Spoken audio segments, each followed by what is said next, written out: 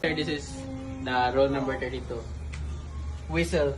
Any sound signaling appliances capable of producing the prescribed blast. Short blast. A blast of 1 second in duration, and prolonged blast. A blast of 4 to 6 seconds duration. Rule number 32 provides the basis for sound signals used to indicate intentions or positions in Rule 34 and 35.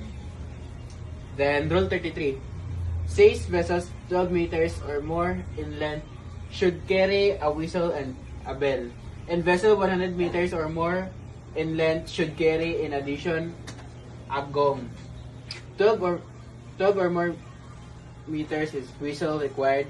Less than 12 meters, no specific equipment mandate but must have an efficient sound signaling device. Rule number 34. Converse maneuvering and warning signals using whistle or lights. Letter A. When vessels are in sight of one another, a power-driven vessel underway when maneuvering as authorized or required by the rules shall indicate of maneuvering by the following signals on the whistle. Letter B. Any vessels may supplement the whistle signals prescribed in paragraph of the rule by light signals repeated as appropriate while the maneuvering is being carried out. Letter C. When in sight of one another in a narrow channel or fairway, a vessel intending to overtake another shall in compliance with the rule A indicate her intention by following signals on her whistle. So, last, letter D.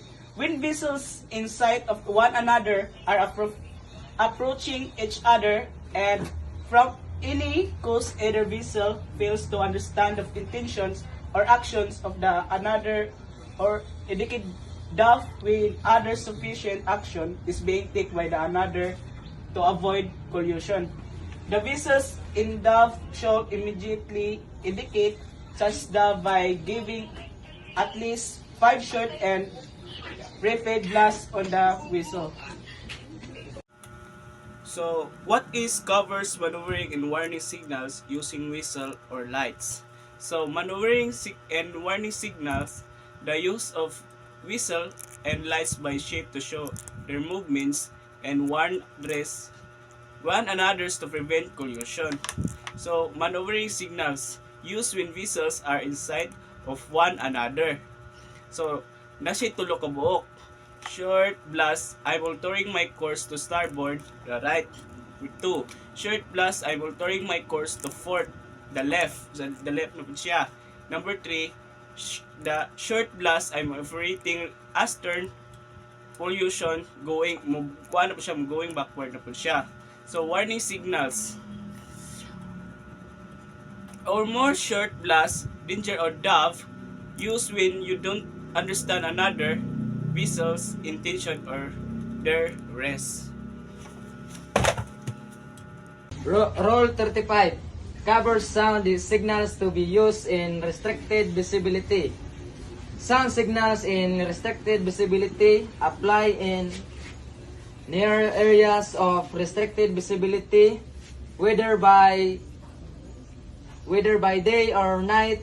This does not include the darkness of blast is for 1 second and prolonged blast is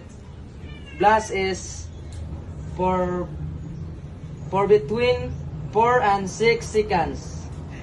Converse signals to be used to be attract attention.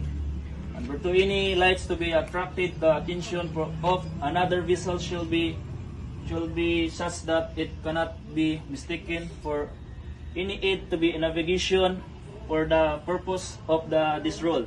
The use of height, intensity, intermittent, or revolving heights such as strobe lights should be avoided. Correct Rule 36 allow the vessel to use the lights or sound signals to be attract the attention of another vessel, provided they cannot be mistaken for authorized navigation lights or signals. These signals must not cause embarrassment, interference to other vessels, and high intensity intermittent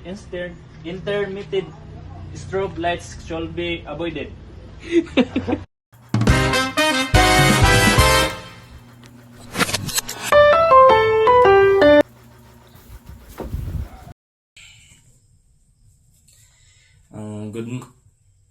Good day, sir. I'm Joel Manimog. This is our report all about distress signals rules 37. Okay, what are rules 37? What are the international distress signals? Natay 15 kabok signals na pwedeng gamiton if natay emergency. Kanunhan, then the spoken word may descend by radio telephony. Wave outer shed, arms slowly up and down. Red parachute or hand flare. Orange smoke, morsels by radio or any other signaling method. Naputay gun or noise at the 1 minute intervals.